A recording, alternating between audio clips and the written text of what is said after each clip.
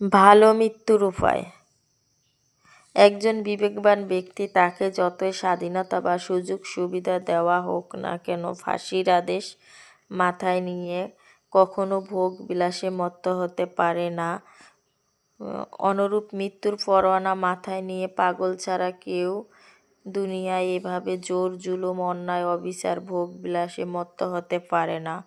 অনেক সময় মহান আল্লাহ মৃত্যু থেকে গাফিল, ভোগ বিলাসে মত্ত, সর্বদা নাফরমানিতে লিপ্ত থাকে এমন ব্যক্তিদের বহু নিয়ামত দিয়ে থাকেন। এটা দেখে কেউ যেন প্রতারিত না হয় তার জন্য রাসূল সাল্লাল্লাহু আলাইহি সাল্লাম বলেছেন, পাপাচারে লিপ্ত থাকা সত্ত্বেও কোনো ব্যক্তি মহান আল্লাহর অঢেল পার্থিব অনুকরণ সরবরাহ করেছেন যখন মনে করে যে এটা মহান আল্লাহর পক্ষ থেকে অবকাশ। এরপর তারা তাদের দেওয়া উপদেশ ভুলে গিয়েছে, তখন আমি তাদের জন্য সব ধরনের সচ্ছলতা দরজা খুলে দিয়েছি। ফলে তারা আমার দেওয়া সুযোগ সুবিধা নিয়ে অহংকার করে এবং তখন আমি আত্মকর্মাত পাকড়াও করি। তখন তারা নিরাশ হয়ে অতএব যারা বৈধ অবৈধ বাদ বিচার বা করে নাফরমানি করে যাচ্ছে তাদের মৃত্যুর পরে তাদের জন্য জাহান্নামের গর্ত বা ফাঁসির কষ্ট থেকে আরও ভয়াবহতা অপেক্ষা করছে। অতএব তাদের চিন্তা করা উচিত, ঝুলানো ফাঁসির কাষ্ঠের সামনে এত ভোগবিলাস কিসের, অহংকার কিসের?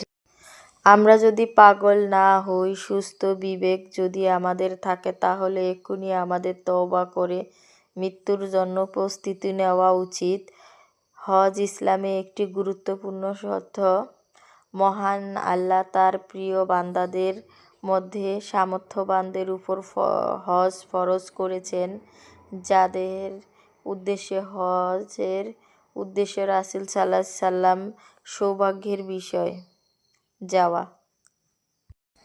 তার চেয়ে বেশি ভাগ্যবান যিনি হজের সফরে মৃত্যুবরণ করেন। হাদিসে বলা হয়েছে, হযরত আবু হুরায়রা রাদিয়াল্লাহু সূত্রে বর্ণিত, রাসূল সাল্লাল্লাহু আলাইহি সাল্লাম বলেছেন, যে ব্যক্তি কোনরূপ অশ্লীল কথা বা গুনাহের কাজে লিপ্ত না হয়ে আল্লাহর সন্তুষ্টি অর্জনের লক্ষ্যে হজ সম্পন্ন করে সে সদ্য ভূমিষ্ঠ শিশুর ন্যায় নিষ্পাপ হয়ে ফিরে আসে।